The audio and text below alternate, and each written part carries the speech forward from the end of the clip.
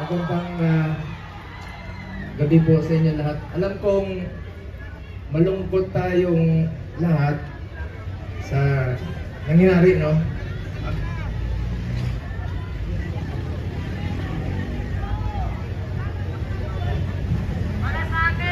Alam nyo, kwento ko lang po sa inyo ang huling balita ko kay Tatay Digong. Matagal kaming